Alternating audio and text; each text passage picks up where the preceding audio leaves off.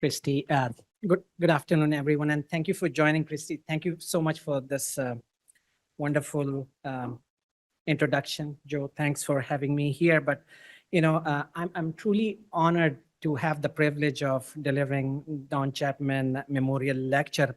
Well, something that I can take back and show it to my daughter, who still thinks her mom's the smart one. So this is for Anaya. But again, I would say it's not really an exaggeration that Dr. Chapman, such a visionary, who not only brought the cardiac catheterization to Houston and really beyond going the surgical expertise that we had, laid the foundation of the innovation happening not only at Baylor College of Medicine, but at my own institution, Houston Methodist. And I would say definitely he was ahead of his time, realizing before a lot of other folks that brilliant ideas to make it a reality, you just don't need just ideas, but you need to build capacity and you need talent and you need, I would say, audacious leadership to make it happen. And more importantly, also an institution will to make it a reality. So when I thought about what am I going to talk today, I thought, what a great opportunity to share my journey. Also, a lot of the challenges that I faced, lessons learned. You'll see it will be a little bit more, a little personal, a little institutional, a lot of unfinished business, but definitely resorts. It is in line to, I would say, the principles and the core that Dr. Chapman lived, where he truly believed that taking an idea to impact is going to require a collaborative building of capacity to have a true impact, and hence the reflection in my title to honor his legacy. So if you were here to hear a very straightforward linear story, I would say you're in for a disappointment, just as an offset. And the reason why I'm thinking on this is, if we are dedicated to solving problems and challenging status quo, be it building a clinical or research program around it, and also thinking about how do we develop our career in the midst of all of these challenges, I can tell you that it's pretty messy. Now, historically, what I have felt that in academic medicine, the emphasis has been a straight path, pick up a domain, go deep vertical. But in reality, with this changing landscape and the complexity of issues that are around us, you just take obesity, for example. You have to think about the pathophysiology, the translational science, clinical impact, population perspective, the economic piece is there. So in reality, if you're trying to solve problems, it is a very chaotic, squiggly pathway, truly. And I'm sure many of you here would relate to that. So just to give you a brief background, my squiggly academic professional pathway really started at Hopkins School of Public Health, where I was really drawn to, just after med school, drawn to prevention, but from a systems perspective. And then was extremely fortunate to spend some time with, I would say, the modern father of preventive cardiology at Ciccone Center with Roger Blumenthal, who was here giving grand rounds a couple of years ago. And then I would say the usual chaotic short stays at University of Pittsburgh doing internal medicine internship, decided to take a detour and do a fellowship in imaging before completing my residency at BMC, where disparities was something I was really introduced to, ending up at Yale for cardiology fellowship just to expand my outcomes research portfolio, and then taking an unusual pathway, going to a health system rather than a traditional academic position, where I was told it's an academic suicide, but trying to understand operationalizing population health, learning health systems, the whole prevention program beyond that. I was privileged to spend some time at London School of Economics, learning about economics and policy impact of this. And again, going back to Yale to build a population health and health research program for a couple of years, and eventually landing in your backyard almost 5 years back to put things together at the intersection of clinical, prevention, translational science, big data policy, and community engagement. Now, of course, if you look at this in different compartments, it all seemed disconnected. I can tell you all of this has been in the service of asking one question: how can we solve problems? And how can we develop the expertise to build the capacity that will allow us to have exponential success in the future? So, and again, after this, my next dilemma is, which journey should I speak to you about? There have been many of those, but again, just to give you some brief overviews, my first academic interest was fully around prevention. And in this setting, this personally, I would say, very gratifying, but also a very challenging journey around the concept of power of zero, which I just put forward as a resident. And this was really a departure to where the prevention was heading in journal and saying, let's find more people, treat early and prevent, and saying, probably we can have a higher value proposition if we start looking at individuals who don't develop disease. And we have this simple tool, non-contrast CT scan can do it very effectively, which I felt would provide more value to our stakeholders, be it the clinicians, patients, populations, payers. But again, this concept didn't happen in vacuum, because just in my decade journey, what we felt, we needed a different approach. And the reason was, where the guidelines were happening, clearly, we're seeing that the guidelines are becoming more flexible to have more individuals on preventive therapies. But unfortunately, based on systems and risk scores and risk factors that, without going into an hour debate, are known to be imprecise, and especially the ones that we are using to overpredict, and hence clearly overcrowding the Staten Island in the setting of where majority of the individuals do not want to, in the real world, don't want to be medicated for lifelong unless and until they are truly at the risk. Now, truly, I remember in 2010 presenting that concept at the Northwestern Young Investigator Award, where luminary translational science and academic leaders told me this is a bad idea, run away from it. And however, I think that the concept of power of zero has stood the test of the time, because an idea is immaterial unless and until you can get the data and build the collaborative village to show, and which we did, that irrespective how you slice and dice the pie, the risk factor profile, you're going to find a lot of individuals who are actually much lower risk than anticipated. And that allowed us to build on this foundation to definitely show that if you're going to use your guidelines, you're going to over-predict the risk. Half of these individuals are going to have a calcium score of 0 and they won't need it. It's a great decision aid. It is peerless. There's no other test that can de-risk.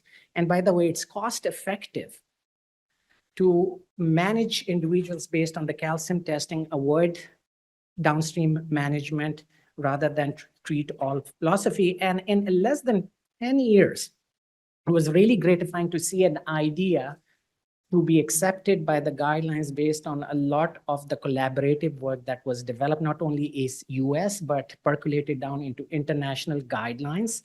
And not only into the guidelines, but really giving simple message for clinicians like all of us here that you can use this as the decision aid when you're uncertain. For the patients, speak to your doctor about a simple test before committing to a lifelong therapy. And by the way, we can have flexible goals for these individuals, and not only for statin, but most of beyond that. But at the same time, of course, there is life beyond calcium testing, and with the advancement in the multi-detector CT technology that can help us more deeply phenotype atherosclerosis. I knew there is going to be a life beyond calcium testing and power of zero. So we launched these two unique studies, first of its kind, by non-funding, non-traditional methods, because NIH told us this is too ambitious to do. And I think so some of the lessons are there to be learned in this environment where the federal funding is going to be uncertain. Now becoming, I would say, the beacon of discovery for a lot of things that will come into the next decade. But beyond research, how do you take this concept to the clinic? And my thought process was maybe it's time to start thinking around a more streamlined approach in the cardiology clinic, focused around risk and in a checklist approach that can be applied to people with already established cardiovascular disease, and in the simple primary prevention setting, rather than twisting like a pretzel over risk factors. A simple calcium testing can guide us who needs treatment and what intensity and what else. However, how do you put that into actual real world?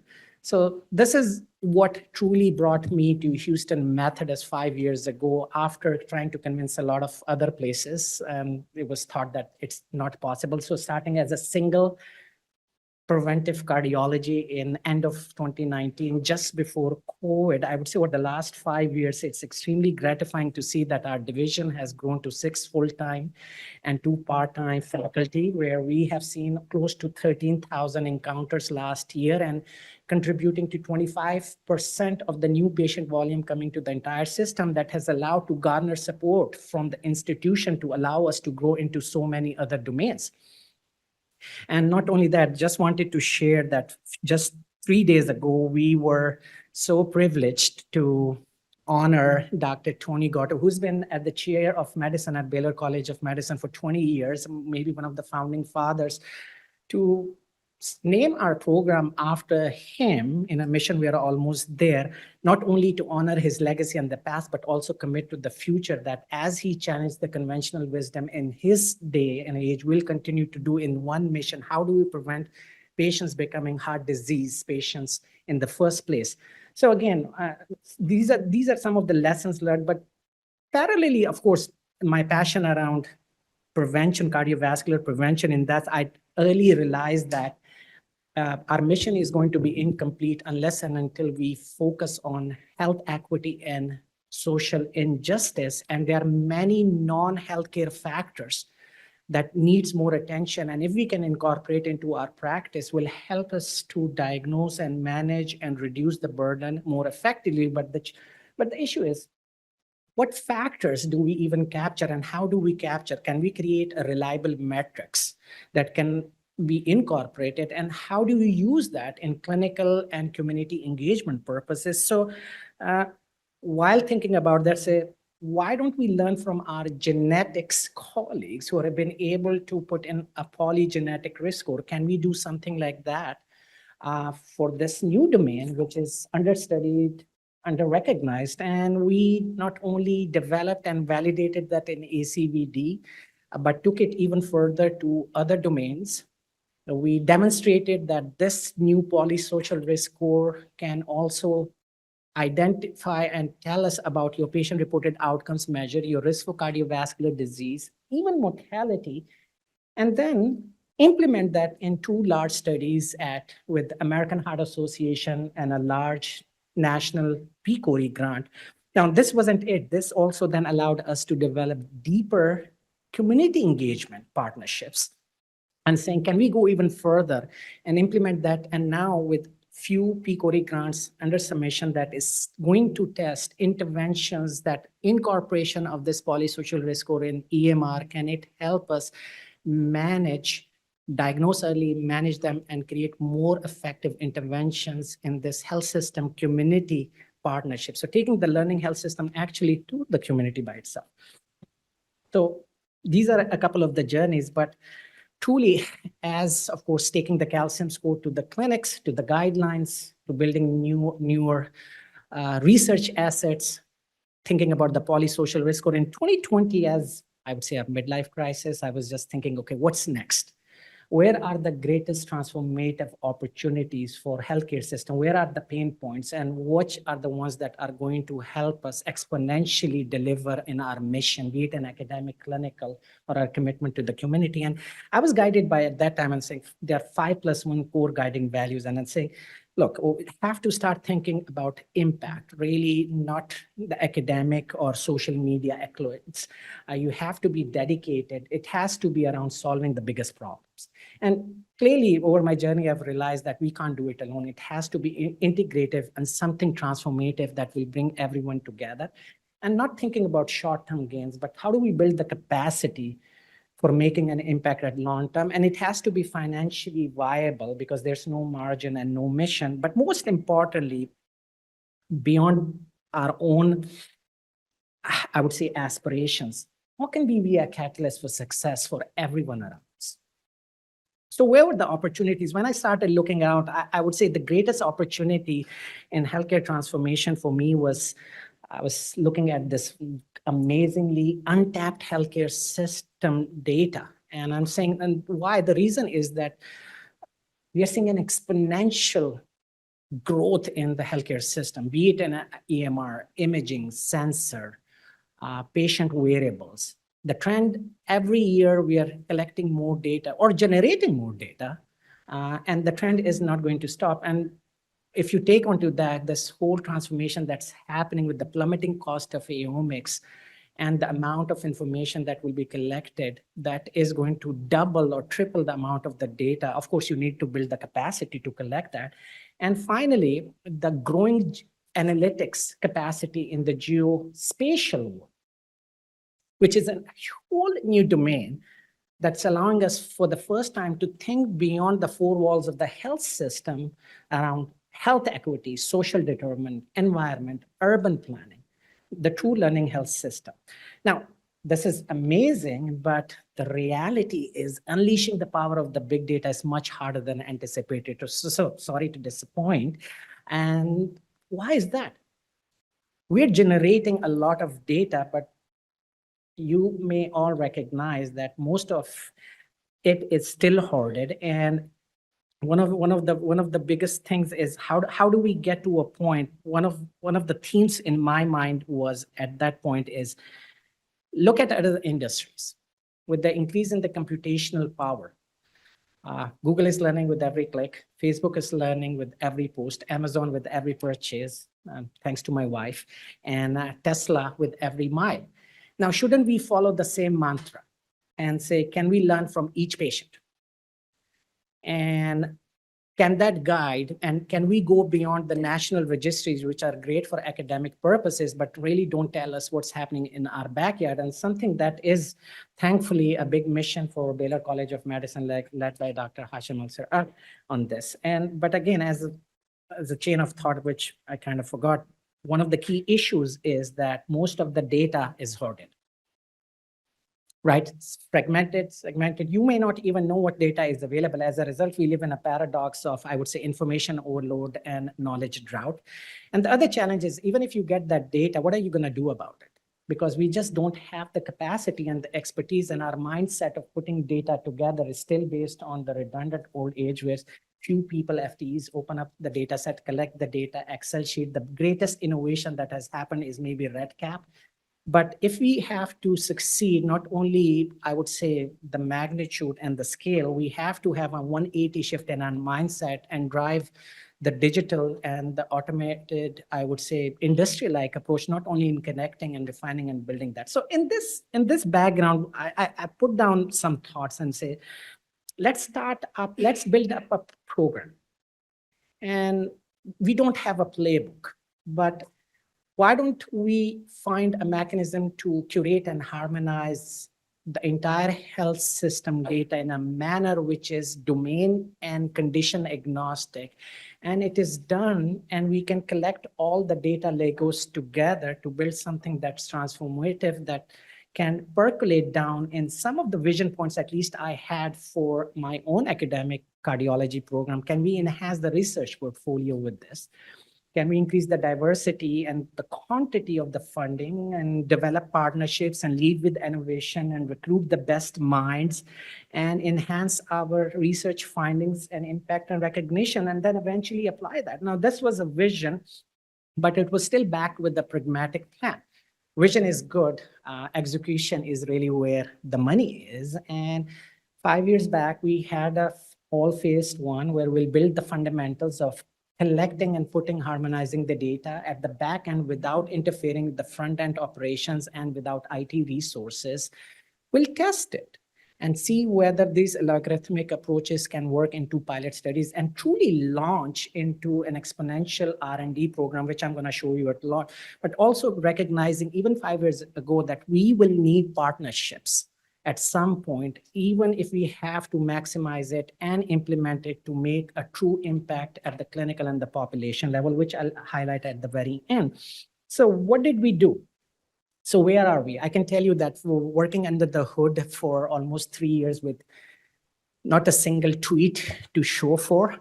Actually, last year we came to showcase to not only our internal but external stakeholders an amazing data foundry that I don't think even exists in the corridors of the biggest institutions, where we have been able to harmonize in a very automatized curate and harmonize more than 2 million individuals, not only cross-sectionally, but longitudinally.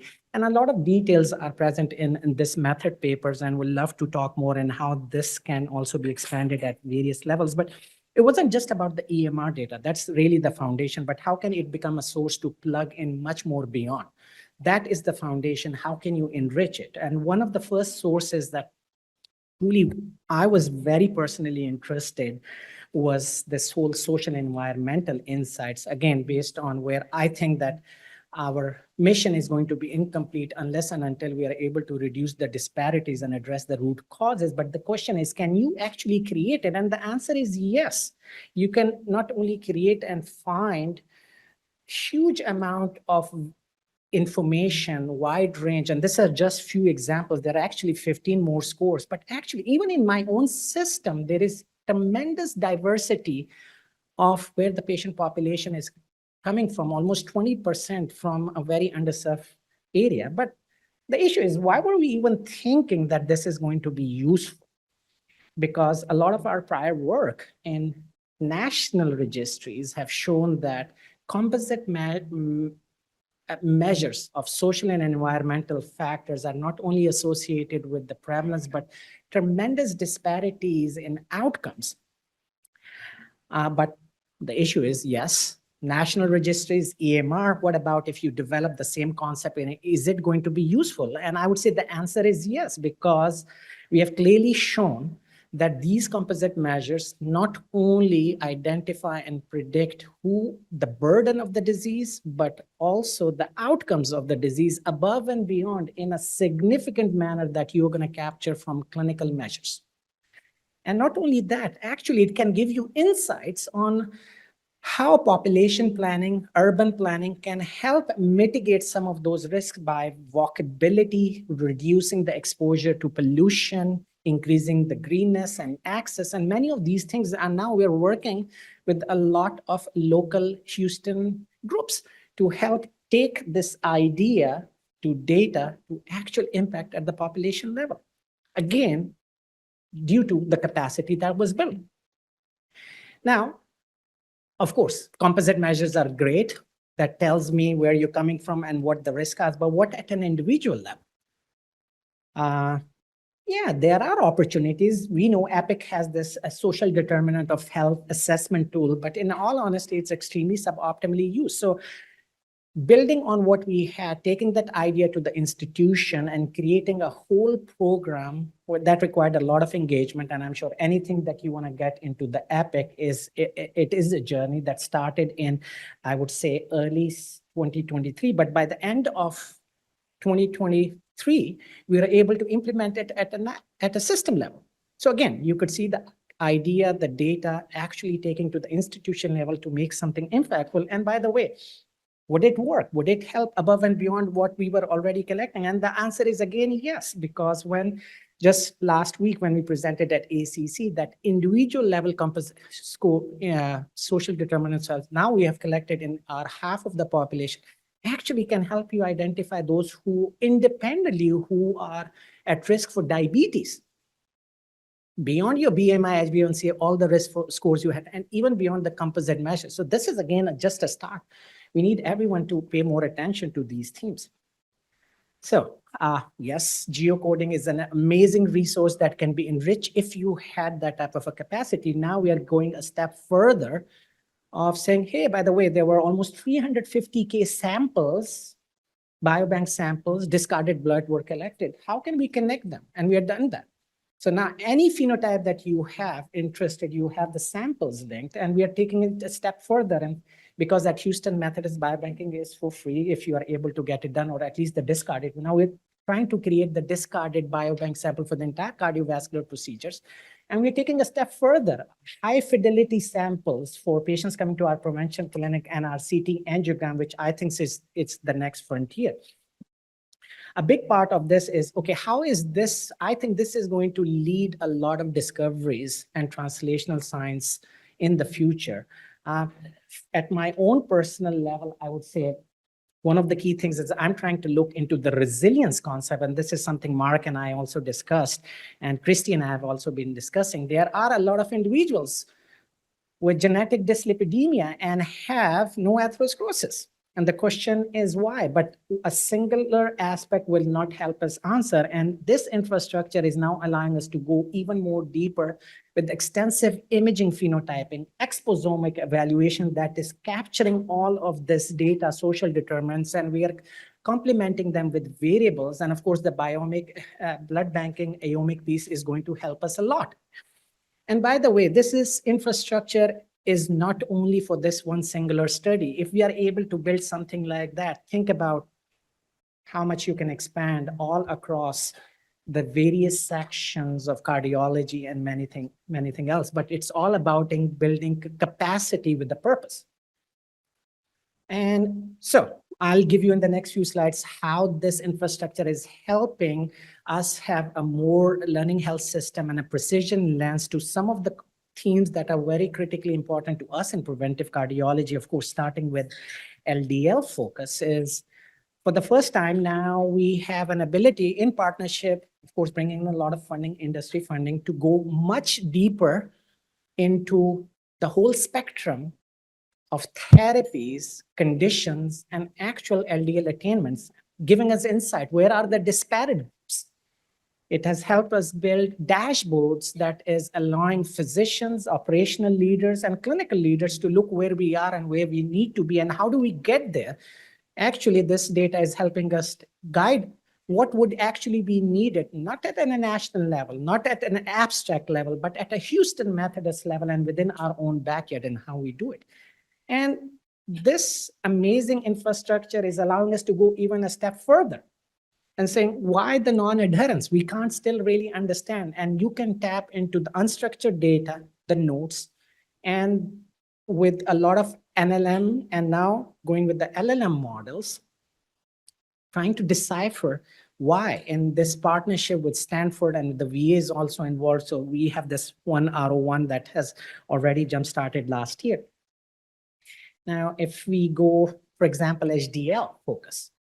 Now, one of the biggest paradox in 2025 is now we're learning that a very high HDL may actually be not protective and may an increased risk, and we don't know why. Of course, we have two lines of work. One is with Henry Ponwell at an animal, at a basic science level, and trying to understand. And actually, there are some components like the free cholesterol component in the HDL that may more likely to be predictive of worse outcomes and atherosclerosis.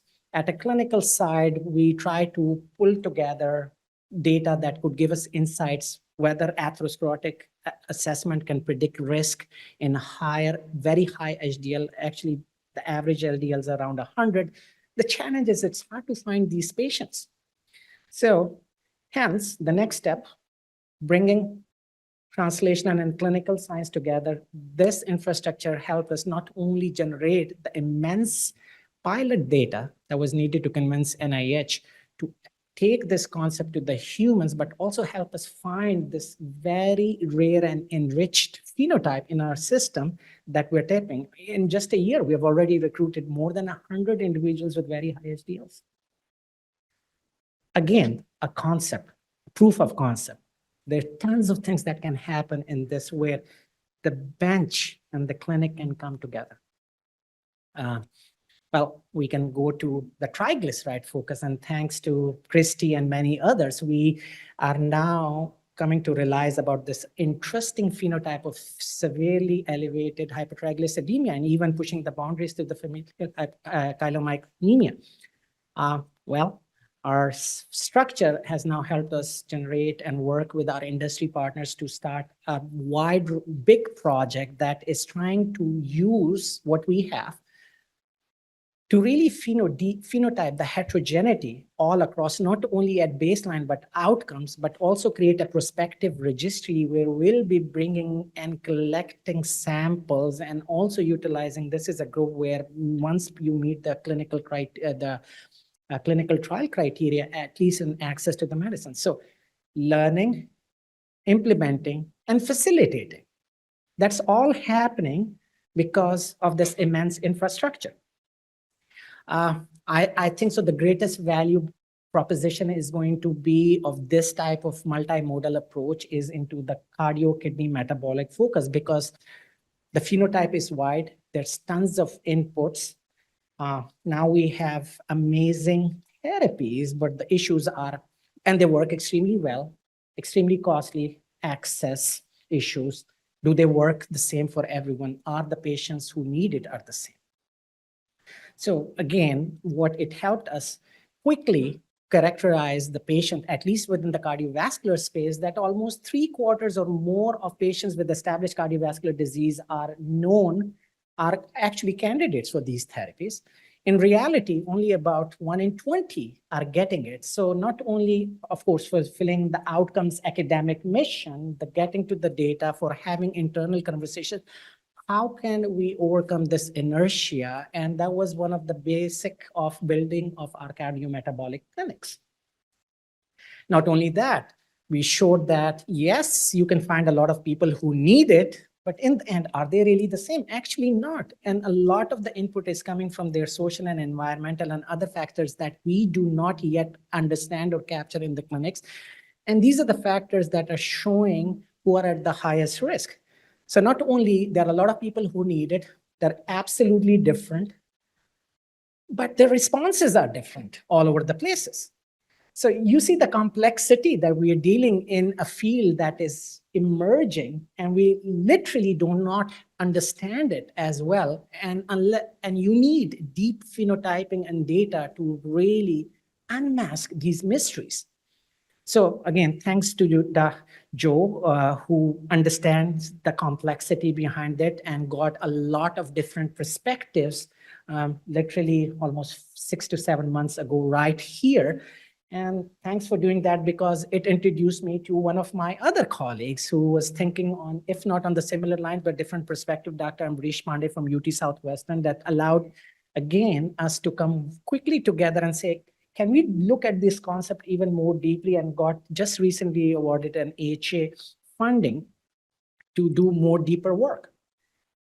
Now, we just don't want to stop here. Actually, we want to expand this whole initiative across the entire Texas to build the first AI consortium for cardiometabolic health, bringing in a lot of the leaders from the current institution, Baylor, Ben Taub, St. Luke's, THI, Baylor Scott and White, Rice University, Health Connect, and saying, can we use the asset and infrastructure to create these deep algorithms that can help us decipher this heterogeneity and baseline and response?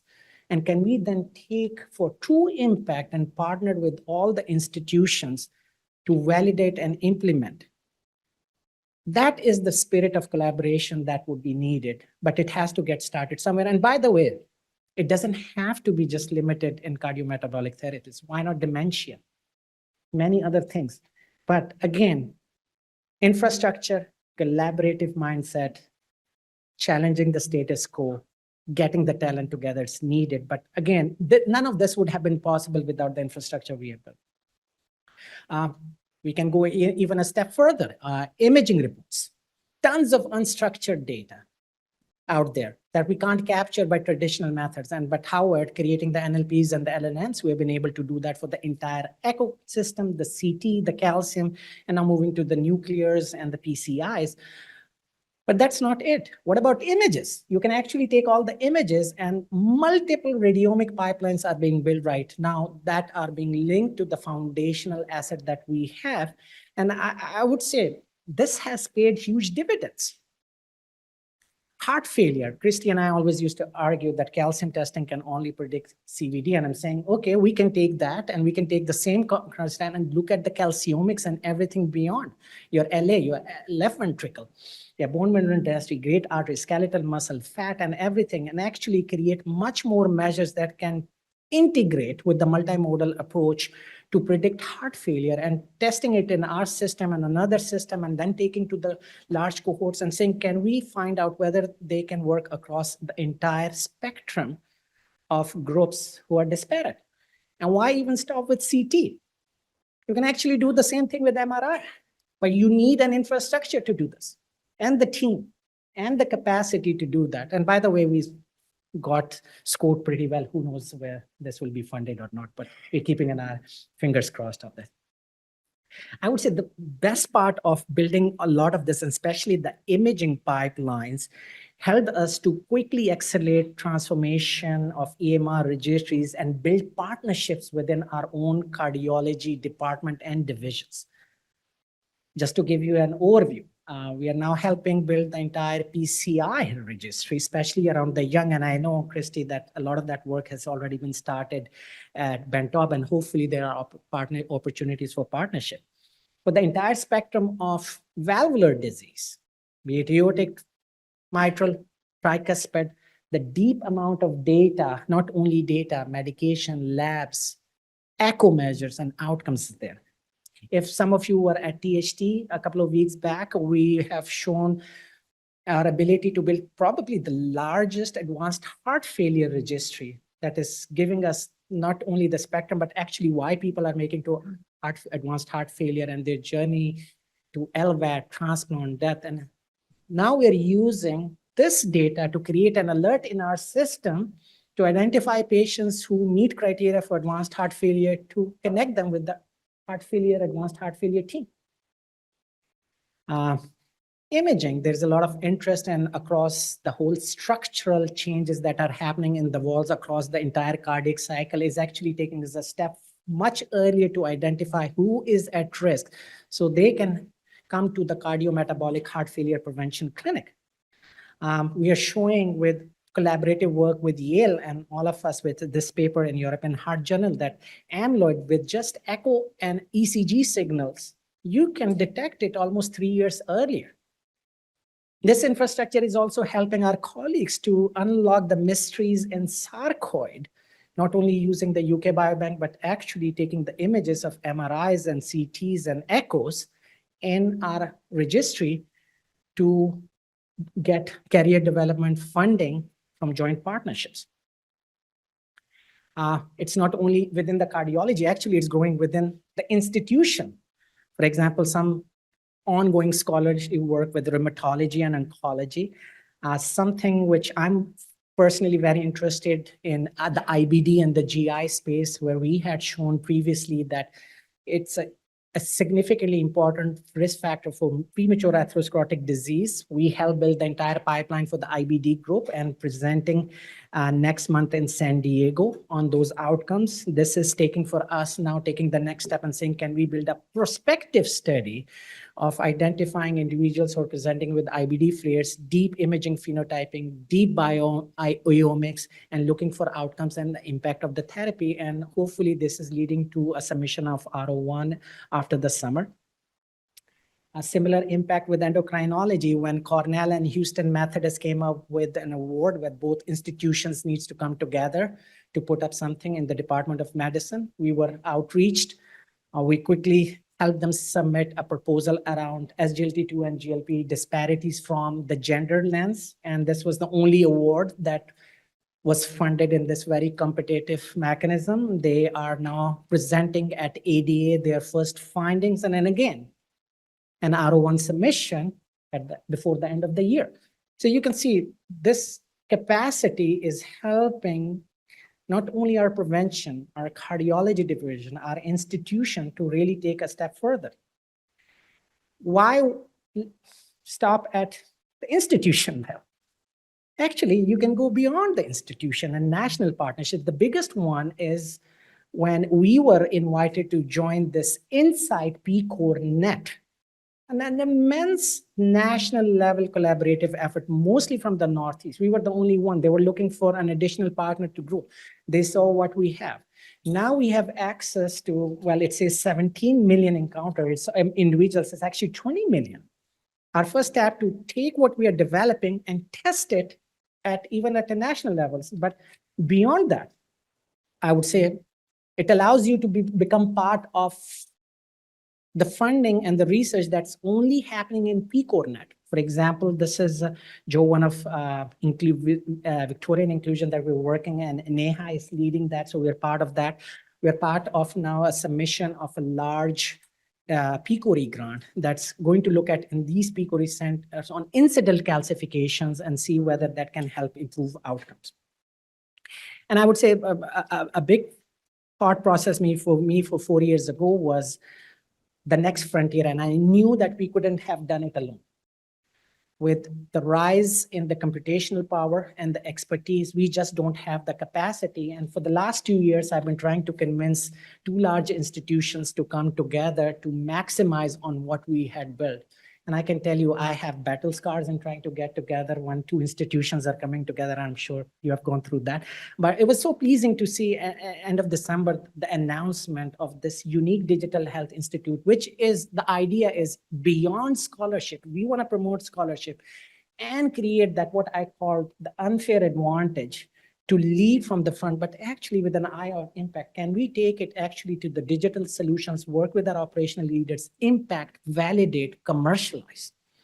New frontier, new opportunities, new challenges. I would say we don't have a playbook. Like I didn't have a playbook 5 years ago when we started, but I'm very excited about this opportunity. So in essence, just to wrap up, I'm saying, like, when we're thinking about, when we say learning health system and discovery, I think so the health systems and the needs of academics have completely changed, and especially over the last 5 to 10 years. And anyone who's going to lead from the front, we need to have a big data and computational infrastructure is must if you want to accelerate taking data from information to wisdom. And this whole notion of going from bedside to clinic, and I think so we will be doing a lot of reworkers, understanding the phenotypes in the community and the population, and actually taking it back to the bedside. But you cannot do that without this infrastructure. This is the investment of the future that any academic institution and an academic program needs to make it now. And I would say, personally, it has been extremely gratifying. Starting as a single person, no funding, it has helped us develop so many domains in just 5 years. Build this amazing collaborative network, tons of publication and scholarship, giving really a segue, I would say, an asset to early careers and career development opportunity. It has helped us recruit not only the best fellows who are really interested in, but actually there's tons of faculty, not only in cardiology, who are coming in because they want to tap into this asset. Tons of extramural industry funding. There has been a multi-million-dollar philanthropic support